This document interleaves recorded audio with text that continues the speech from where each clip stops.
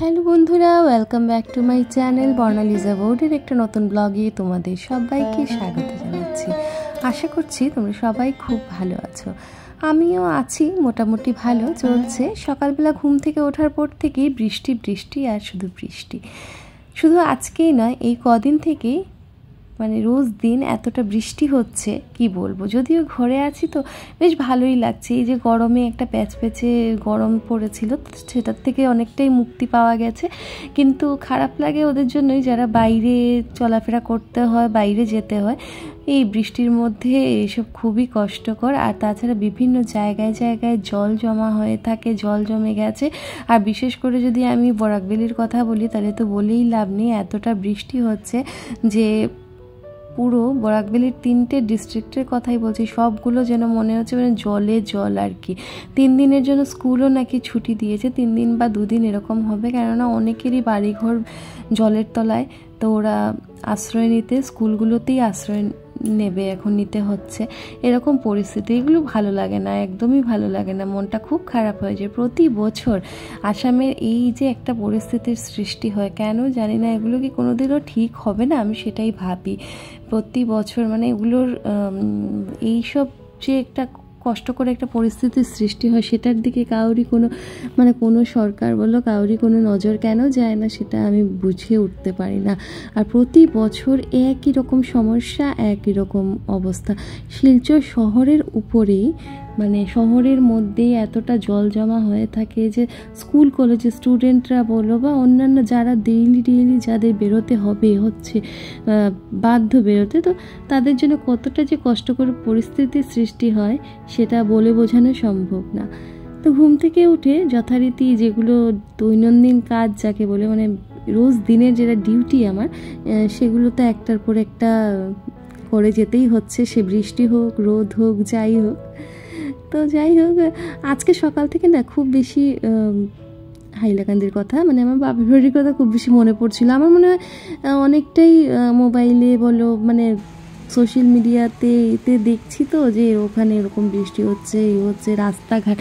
রাস্তাঘাটের কথা তো আর বললে লাভও নেই, কেননা পুরো যোগাযোগ ব্যবস্থা পুরো বিচ্ছিন্ন যাকে বলে। মানে ট্রেন লাইনে ট্রেন চলাচল করছে কিন্তু অর্ধেকটা ট্রেনই বাতিল, এরকম অবস্থা, বা অনেকটা ডিলে করে চলছে। তো ওগুলো নিউজ দেখেই হয়তো বা খুব বেশি মানে মনে হচ্ছিল। তো এরকম হয়তো তোমাদেরও সবার মনে হয় মাঝে মধ্যে।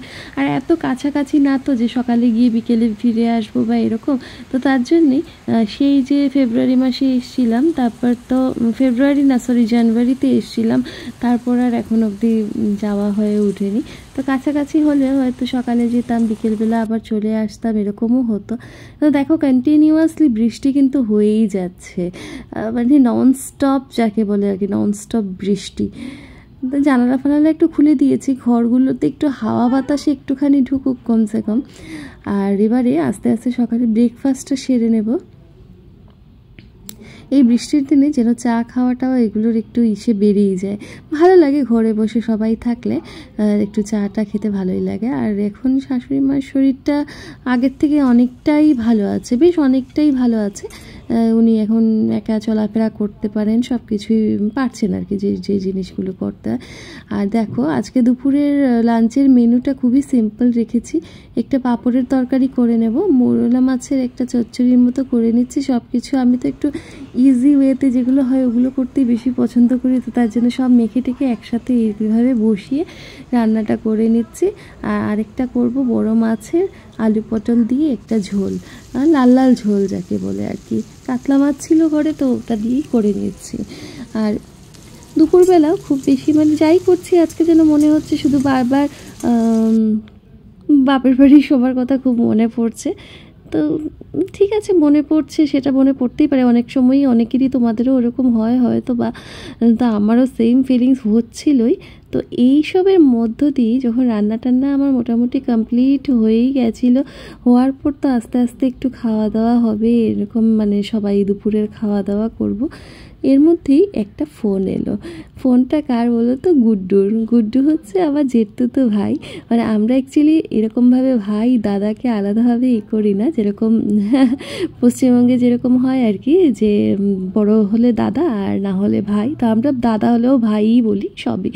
তো যাই হোক, আর তো গুড্ডু হঠাৎ করে দেখি ওর ফোন, আর ও চলে আসলো। ওকে দেখে মানে কি বলবো, এতটা খুশি হয়েছে, মানে এত খুশি লেগেছে যে এটা বলে বোঝানো আমার পক্ষে কোনোভাবেই সম্ভব না আর কি।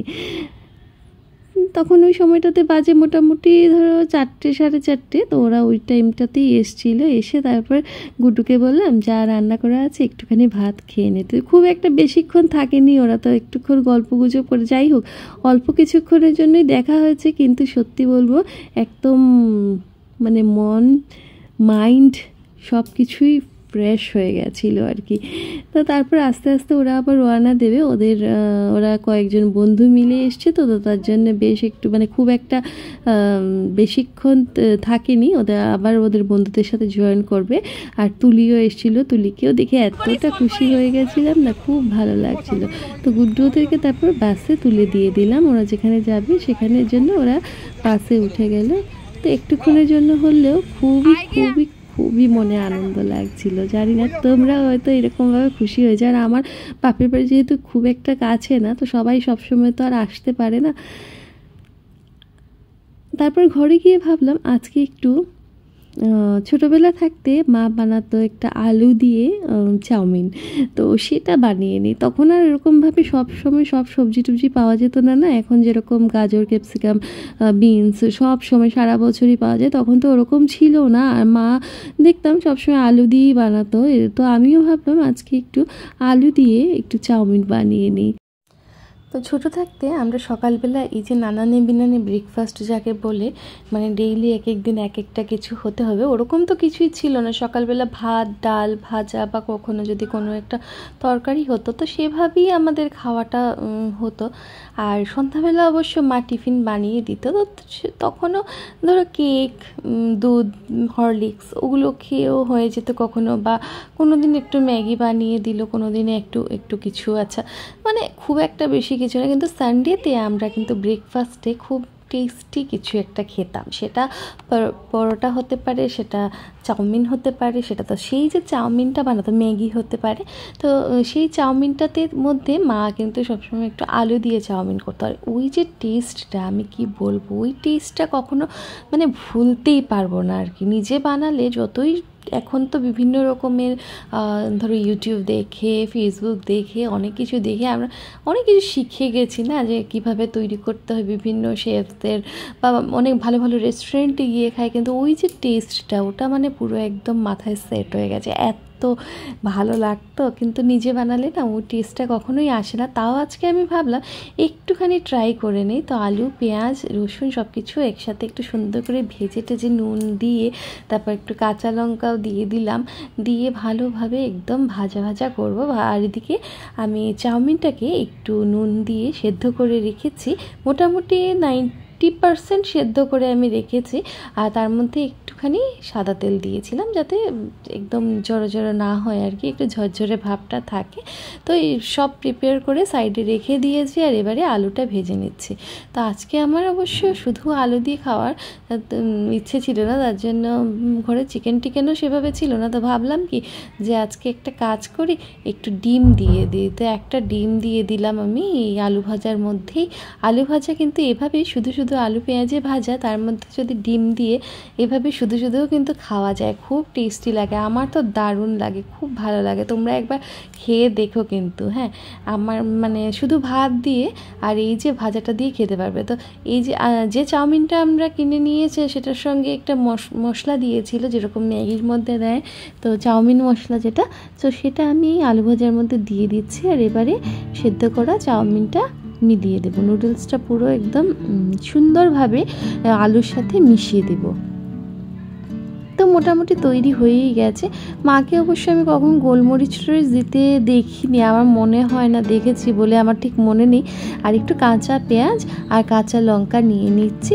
আর নিয়ে কেন নিচ্ছি বলো তো, ওগুলো দেখেছি রাস্তায় যে চাউমিনগুলো বিক্রি করে তার উপরে কাঁচা পেঁয়াজ টেয়াজ দিয়ে দেয়, তো সেটাই, আর একটু সস দিয়ে দেবো, বাস একদম টেস্টি টেস্টি চাউমিন রেডি। আশা করছি বন্ধুরা আমার আজকের এই ব্লগটা তোমাদের ভালো লেগেছে। যদি ভালো লেগে থাকে please like share and subscribe my channel. নতুন বন্ধুরা আমার পাশে থেকেও আমার চ্যানেলটিকে সাবস্ক্রাইব করে। আজকের জন্য টাটা বন্ধুরা, নেক্সট ব্লগে আবার দেখা হবে।